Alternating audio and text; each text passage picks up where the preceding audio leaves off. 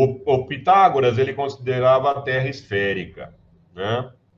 Mas por outros motivos, como já disse, por uma perfeição da própria figura. Então, a esfera seria o sólido perfeito, né? E por isso ele considerava a esfera.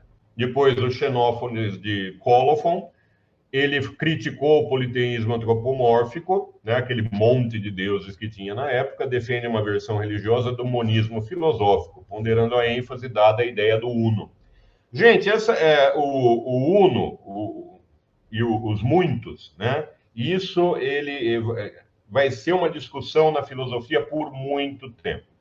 O um e os muitos.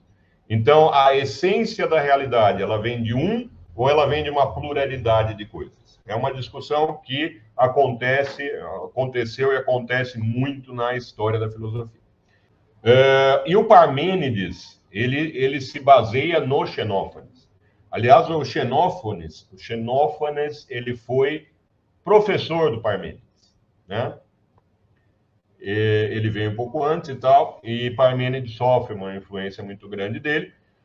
Parmênides, bem, como eu disse antes, Parmênides é bem diferente é o oposto do Heráclito. Como o Heráclito usa paradoxos, o Parmênides usa uma lógica muito mais precisa, né? Com ali o que era conhecido na época. Então, o Parmênides aceita o caráter imutável e estático do uno. Quem falava isso era o próprio Xenófanes. E o radicaliza através da mais pura abstração. Então, podemos dizer que com o Parmênides, sim, começa a ter ali uma base muito mais elaborada da própria metafísica. É com o Parmênides que isso acontece. As discussões metafísicas mais elaboradas acontecem com ele. Sim, Parmênides escreve da natureza. Então, uma obra muito importante na história da filosofia, e ele usa as principais estruturas do pensamento que nós temos, os 3 princípios básicos que eu falei agora há pouco, o princípio da identidade, o princípio da não contradição, o princípio do terceiro excluído. E isso é a base lógica. Depois, gente, surgem várias lógicas diferentes ao longo do tempo, né? Mas a lógica aristotélica clássica se baseia nesses 3 princípios. Depois, a lógica, eu recomendo o desenvolvimento da lógica, para quem se interessar, do casal Kneill. Então, o Parmênides, ele usa essa lógica com os 3 princípios fundamentais, e ele já vai sistematizar pela primeira vez a metafísica e a lógica. E o Aristóteles, ele vai dar prosseguimento a isso. O Aristóteles, ele desenvolve, num grau muito grande, várias disciplinas, várias. Ele estudava de tudo.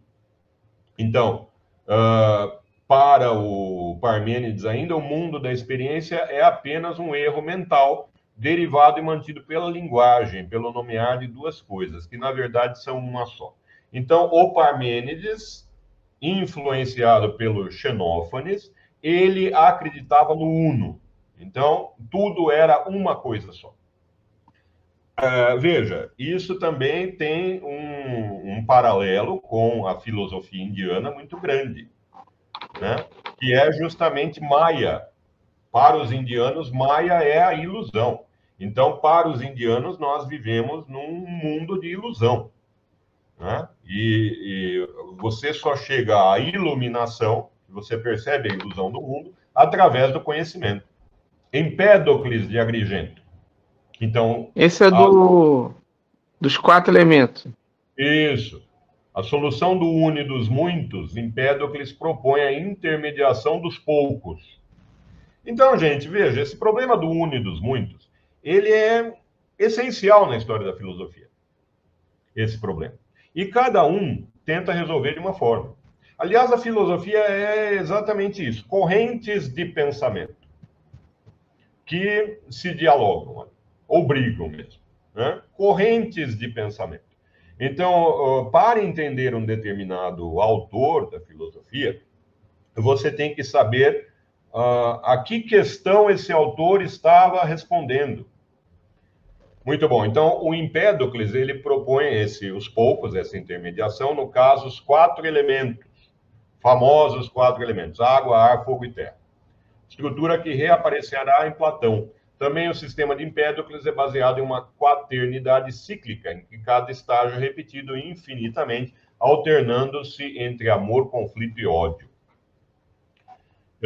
Então, gente, não é um ponto ainda que haja um desenvolvimento científico. O que acontece é o começo da metafísica, o começo de tentar entender a realidade física através de uma abstração maior, né? Depois, essa abstração, ela vai usar a matemática, como os babilônios já usavam para a astronomia, né? Então, a explicação não só da astronomia, não só de fenômenos astronômicos, mas de outros fenômenos físicos, vai usar uma observação rigorosa, né? Isso acontece mais para frente, uma observação rigorosa e uma modelagem matemática. Isso é ciência. Isso eu falo até enjoar, né? O que não tiver essas características não é ciência. É papo furado. Só, mais nada. Então, você tem observação rigorosa de fenômenos, dados coletados, análise estatística desses dados, depois você vai fazer uma modelagem matemática para prever novos fenômenos e resultados. E o melhor modelo para uma determinada situação, fenômeno, é aquele que tiver melhores previsões. Comparando, então, o ciclo de Saros com o que nós temos hoje, não sabe, se tornou simplesmente histórico os ciclos de Saros. Ele não tem a menor utilidade para usar para calcular eclipses. No século V a.C., o próprio Tales já tinha várias evidências para considerar a Terra como esférica. Então, no século V a.C., também o Empédocles e o Anaxágoras, eles apresentam argumentos a favor da natureza esférica da Terra pela observação da sombra de eclipses lunares. Então, gente, como em todos os outros casos que mostrei aqui, no Egito, na Babilônia, China, Índia, a astronomia inicia com propósitos religiosos e agrícolas. Então, a confecção de calendários, importantíssimo. Os calendários geralmente são solares e lunares, né, ao mesmo tempo. São os solares para o ano e lunares para o mês. E ao longo do tempo, vários calendários foram criados. Cada povo tinha ali a sua forma de medir o tempo, né, para justamente os rituais religiosos e a melhor época de plantar e colher.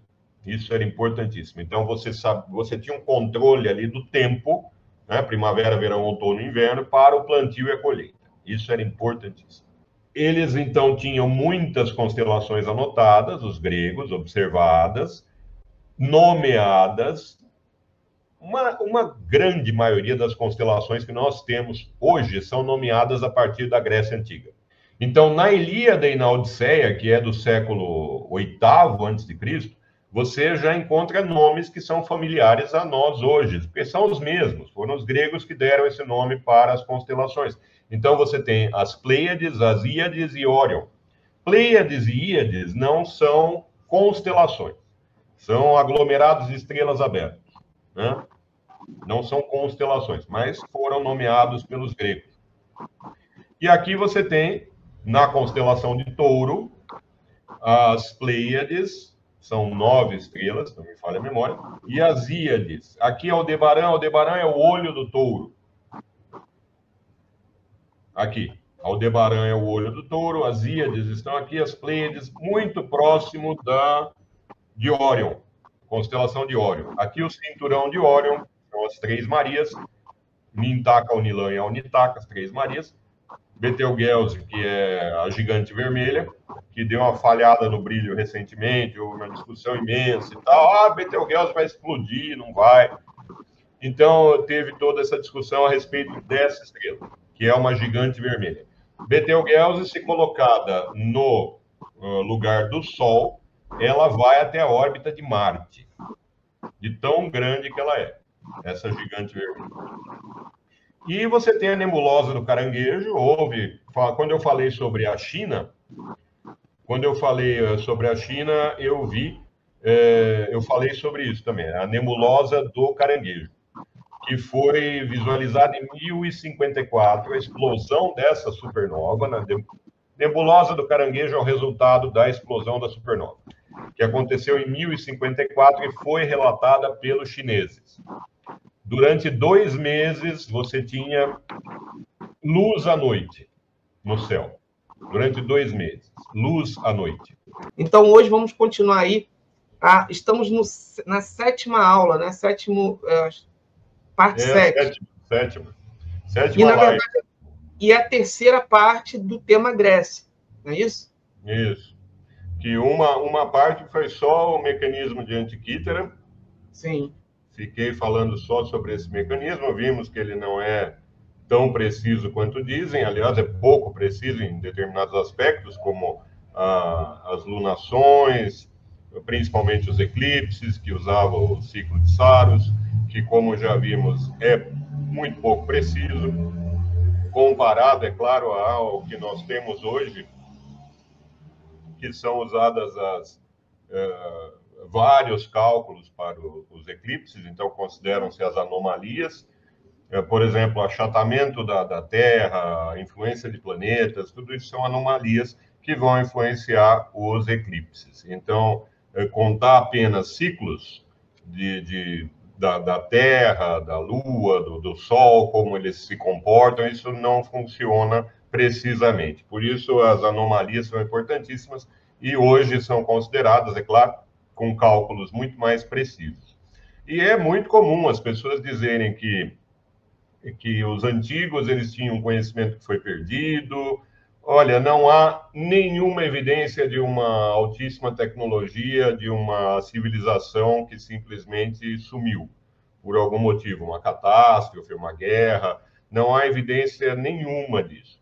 Então, há um crescimento tecnológico que é esperado.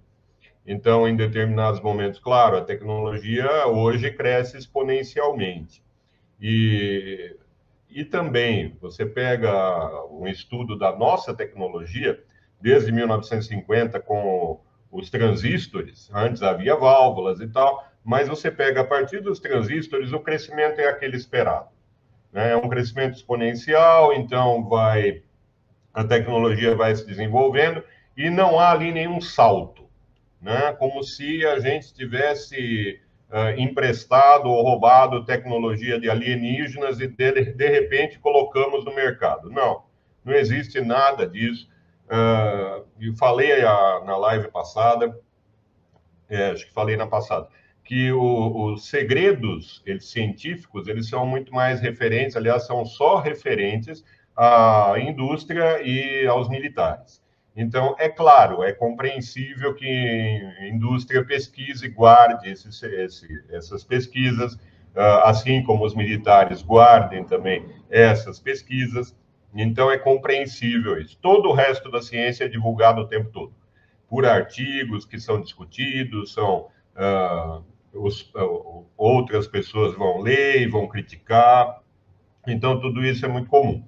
Da mesma forma, o crescimento da tecnologia de povos antigos é o esperado.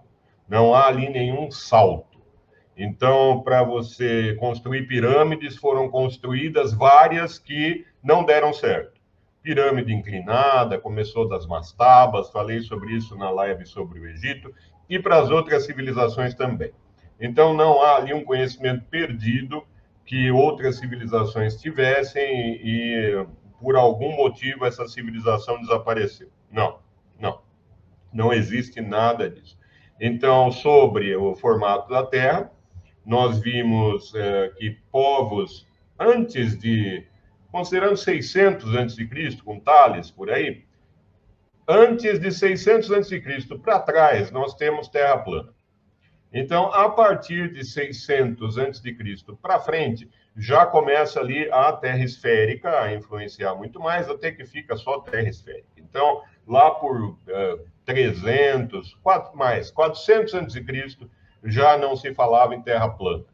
Né? Aí veio Eratóstenes, ele simplesmente mediu a circunferência da Terra, ele não estava querendo provar que a Terra era esférica. Isso já se sabia, já se sabia. Então, vou mostrar, inclusive na live passada, me falaram sobre Tales.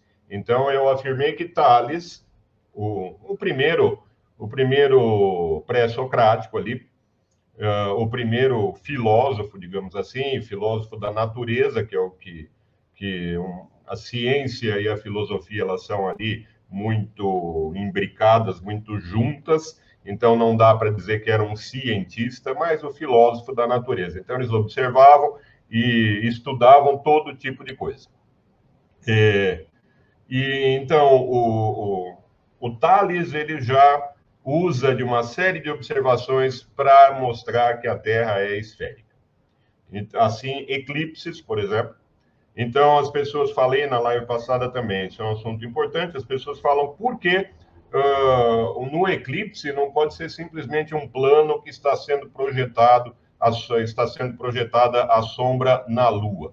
Não pode, porque quando você tem os três corpos alinhados, que são Sol, Terra e Lua, o eclipse da Terra na Lua, ele vai sempre formar um pedaço de círculo, porque a Terra é esférica. Se a Terra fosse, acho que dei o exemplo da moeda na live passada, se a Terra fosse um disco, esses três corpos alinhados, de centros alinhados, quando o disco se movesse um pouquinho, a projeção na Lua já não seria mais um pedaço de círculo, mais um pedaço de elipse. Pelas observações dos eclipses, que eles perceberam a esfericidade da Terra. Então, primeiro pela observação de eclipses, depois pelas configuração, aliás, pelas constelações que mudam conforme o hemisfério que você estiver. Então, quando se viaja, o próprio Tales viajou para o Egito, em que ele, inclusive, mediu ali a altura da Grande Pirâmide, usando sombras e trigonometria. Então, ele viajou para lá, nessa viagem ele já percebeu, Tales, ele era um grande observador do céu, então ele já percebeu essa alteração de constelações que acontece quando a gente viaja, justamente por conta da esfericidade da Terra. Então, a partir de Tales, você tem ainda outros, um pouco depois de Tales, que ainda falavam em uma Terra plana. Mas depois isso foi totalmente abandonado. Então, porque não tinha o menor sentido mesmo, a gente sabe disso. Então, havíamos parado aí na live passada, em que eu falava sobre as constelações nomeadas na Antiga Grécia. Passando ali pelo latim, essas constelações, as de hoje, elas são as mesmas, ali são muito influenciados os nomes pelo que os gregos nomearam. Então, aí você tem a constelação de Touro, com Aldebaran, as Íades, as Pleiades. Íades e Pleiades são um aglomerado de estrelas, não são consideradas constelações, mas um aglomerado aberto. A nebulosa do Caranguejo, onde eu falei na live sobre a China, a nebulosa do Caranguejo foi justamente o resultado ali da explosão de uma supernova em 1054, observada pelos chineses, observada e anotada pelos chineses. E aí você tem que sobre o formato da Terra, a questão era justamente o Tales. Realmente, muita gente fala que Tales dizia que a Terra era plana. Mas veja, Aristóteles fala sobre Tales. Não fala diretamente. Ele diz, alguns acham que a Terra é esférica. Já Anaximandro, Anaxímenes, então ele vai numa relação uma relação cronológica. Alguns já seria antes de Anaxímenes, que é justamente o Tales.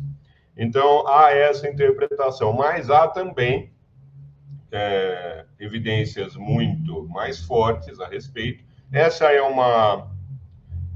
uma bibliografia que eu indico bastante para esse assunto, do Neugebauer. Neugebauer é sempre uma referência, Otto von Neugebauer, sempre uma referência para astronomia, para ciências exatas da antiguidade. Aqui, justamente, sobre o Tales de Mileto.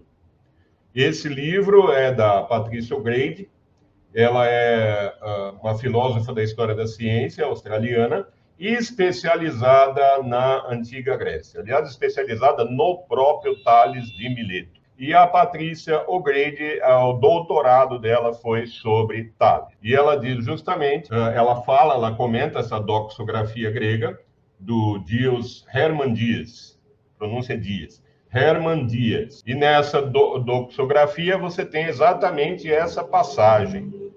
Isaías, para mim, isso é grego. Tales e os estoicos. Tales kai oi estoikoi kai oi rapaiton esphairoide tengen. É o esferoide. Então, Tales e os estoicos, e aí vem deles, eles ou deles, aproximadamente, deles. A partir aí deles, você tem todos os comentários a respeito para fazer dessa frase, para poder completar essa frase. Porque você tem muitas vezes fragmentos que precisam ser completados com o resto da obra de um autor. Formato esférico da Terra. Aqui, perischematos ges. Perischematos ges, que significa sobre o formato da Terra. Sobre a forma da Terra. Schematos é forma. Então, sobre a forma da ges, ge é terra. Né? Aí o final aqui vai depender da desinência. Então, tengen a terra. Então, sobre a forma esférica, esfairoide tengen. Está aí a referência em Aécio. Aécio era um doxógrafo. Doxógrafos são pessoas na Grécia Antiga que pegavam documentos, livros, obras anteriores e juntavam, compilavam aquilo. Isso é um doxógrafo. Então, eles faziam isso. Muitas vezes, você tem relatos apenas dos doxógrafos, porque a obra principal desapareceu, sumiu, e a gente consegue referências dessas pessoas, desses antigos filósofos astrônomos, pelos doxógrafos. Então, aqui embaixo ele fala do Anaximandro, está aqui em grego, repipedon. Esse repipedon quer dizer plano. Plano. Então, o Anaximandro acreditava no formato plano da Terra. Já o Tales, não. O Tales acreditava no formato esférico da Terra. Então, está aí a referência sobre Tales. Isso, Tales é 600 e pouco antes de Cristo, ele já falava sobre terra esférica. Aqui, justamente, os comentários. Cada frase do grego antigo, ela tem um monte de comentários de outras pessoas, de outros estudos, para complementar da melhor forma possível aquela frase. As palavras que se perderam, então eles vão analisar a filologia do grego antigo, vão analisar a cultura, a época, a história do povo, tudo para poder completar aquela frase. E está aqui justamente o que a Patrícia diz. Tales e os estoicos e aqueles que o seguiam, isso é justamente depois de completada a frase. A Terra tem o formato como de uma bola. O Anaximandro acreditava nesse tipo de Terra. Além da Terra ser plana, ela era um cilindro. Antes de 700 a.C., a gente pode dizer que as civilizações realmente acreditavam numa Terra plana. Você veja para Anaximandro o mapa do mundo, de Anaximandro aqui à esquerda, olha o que eles conheciam de mundo. É muito pouco. Muito pouco.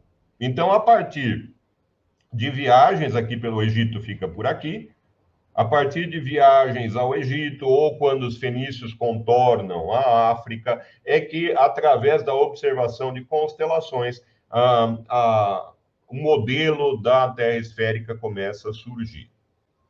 Até que, é claro, isso não é mais discutido, vão discutir detalhes sobre o assunto para fazer previsões cada vez melhores. Então, sobre as estações, é claro, os povos, eles continuam plantando, não são só povos antigos que plantam. Os povos antigos, como eu falei em todas as lives, tinham essa necessidade de ter um tempo preciso por conta das estações do ano, para poder plantar, e rituais religiosos também. Então, eles precisavam de calendários cada vez mais precisos que aconteciam por conta da observação da Lua, do Sol, de fenômenos astronômicos. Então, é claro que você tem, a partir de um determinado momento, as observações até de povos antigos, levam a uma Terra esférica. E não tem como discutir isso depois. Certo? Alguma dúvida, alguma pergunta? Então, o mapa é isso aí, não tinha ainda viagens, não se conhecia a América, a Austrália, Antártida, nada, o Ártico, nada, nada. O pessoal conhecia muito. A Terra plana é só uma parte, né, da Terra. Não, é o que eu sempre disse para você. Por que eles consideram a Terra plana? Porque eles conheciam muito pouco do mundo. Então, eles tinham... o que eles sabiam era aquilo. E o modelo de realidade deles acompanhava o pouco que eles sabiam. A partir de um determinado momento que eles adquiriram mais conhecimento, trocando informações, inclusive entre os povos, você tem observações melhores, você tem teorias melhores, até chegar na Terra esférica. Isso ainda antes de Cristo. Pitágoras, 500 antes de Cristo. Aristóteles, 380 a.C., Tales, 600 e pouco antes de Cristo, todo mundo já falava de uma Terra esférica. Então, até que isso não é mais discutido, só veio a ser discutido recentemente por pessoas que absolutamente não têm o que fazer.